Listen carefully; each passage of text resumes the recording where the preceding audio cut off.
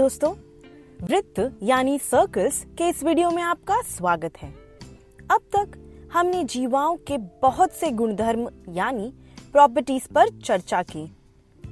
हम आगे बढ़ते हुए जीवाएं और उनकी केंद्र से दूरियां यानी chords and their distances from the centre पर चर्चा करेंगे।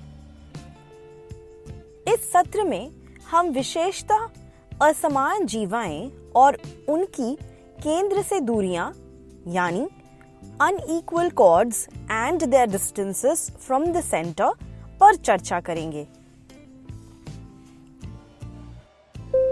दोस्तों, आइए यहाँ हम एक 7 सेंटीमीटर त्रिज्या वाला वृत्त बनाते हैं जिसका केंद्र O है। यदि हम इस पर दो बिंदु A तथा बिंदु B लें तो रेखाखंड AB इसकी एक जीवा कहलाएगा।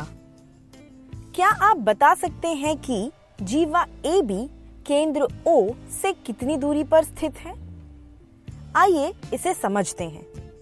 दोस्तों, हम जानते हैं कि एक रेखा असंख्य बिंदुओं से मिलकर बनती है। रेखाखंड AB भी असंख्य बिंदुओं से मिलकर बना है।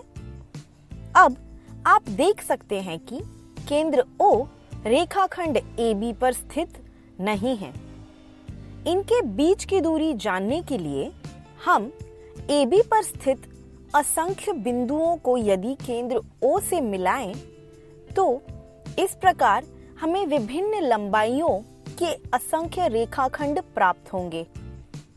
अब जरा सोचिए कि इनमें से कौन सा रेखाखंड केंद्र O से जीवा AB की दूरी बताएगा। दोस्तों, हम देख सकते हैं कि इन सभी रेखाखंडों में से केंद्र O से जीवा AB पर डाला गया लंब ON जो AB को बिंदु N पर प्रतिच्छेद कर रहा है, उसकी लंबाई सबसे छोटी है। क्या हम यहाँ इससे छोटा रेखाखंड खींच सकते हैं? वीडियो पॉज कर आप इसका प्रयास कर सकते हैं। आप देखेंगे कि यहाँ हम इस लंब ON से छोटा रेखाखंड नहीं खींच सकते हैं। दोस्तों, गणित में हम इस सबसे छोटी लंबाई ON को O से AB की दूरी के रूप में परिभाषित करते हैं। यानी अब हम कह सकते हैं कि एक बिंदु से एक रेखा पर बनाए गए लंब की लंबाई ही एक रेखा की उस बिंदु से दूरी होती है। जैसे यहाँ इस वृत्त में केंद्र O से जीवा AB की दूरी ON होगी जो जीवा AB पर लंब है। दोस्तों, एक वृत्त में असंख्य जीवाएं हो सकती हैं। जब हम केंद्र के नजदीक जा रहे होते हैं तो जीवा की लंबाई बढ़ती है, लेकिन केंद्र से उसकी दूरी कम होती जाती है। हम जानते हैं कि व्यास यानी डायमीटर वृत्त की सबसे बड़ी जीवा होती है जो केंद्र से होकर जाती है। यानी केंद्र O व्यास पर ही स्थित है, इसीलिए केंद्र से व्यास की दूरी 0 होती है और आप यह जांच सकते हैं। चलिए इस प्रक्रिया को हम एक क्रियाकलाप यानी एक्टिविटी द्वारा समझते हैं। आप एक 5 सेंटीमीटर त्रिज्या वाला एक वृत्त बनाइए जिसका केंद्र O है और अब दो जीवाएं MN और SP बनाइए जिनकी लंबाई क्रमशः 6 सेंटीमीटर और 8 सेंटीमीटर हो। यहाँ हमने दो असमान जीवाएं ली हैं।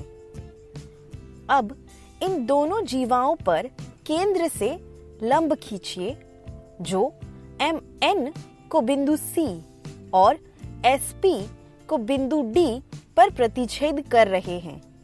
यहाँ OC जीवा MN और OD जीवा SP की केंद्र से दूरी है। आप आकृति में देख सकते हैं कि OC बड़ा है OD से, आप स्केल की सहायता से इसकी पुष्टि कर सकते हैं। आप देख सकते हैं कि जीवा SP बड़ी है जीवा MN से। जीवा MN केंद्र से अधिक दूरी पर है जीवा SP की तुलना में। अब एक और जीवा PQ खींचिए जिसकी लंबाई 9 सेंटीमीटर है। दोस्तों, आप इन जीवाओं यानी SP और MN की तुलना में जीवा PQ की केंद्र से दूरी के बारे में आप क्या कह सकते हैं? हम देख सकते हैं कि जीवा PQ केंद्र से सबसे अधिक निकट है। आप इसे स्केल की सहायता से भी जांच सकते हैं। इसका यह अर्थ है कि केंद्र से असमान जीवाओं की दूरी का क्रम जीवाओं की लंबाई के क्रम के विपरीत होता है। यानी जीवा की लंबाई जितनी कम होगी वह केंद्र से उतनी ही अधिक दूरी पर स्थित होगी और उसकी लंबाई जितनी अधिक यानी ज्यादा होगी वह केंद्र से उतनी ही निकट होगी। दोस्तों, इस सत्र में बस इतना ही। आज हमने जीवाएं और उनकी केंद्र से दूरियां यानी chords and the distances from the centre पर चर्चा की और हमने असमान जीवाओं और उनकी केंद्र से दूरी पर भी चर्चा की।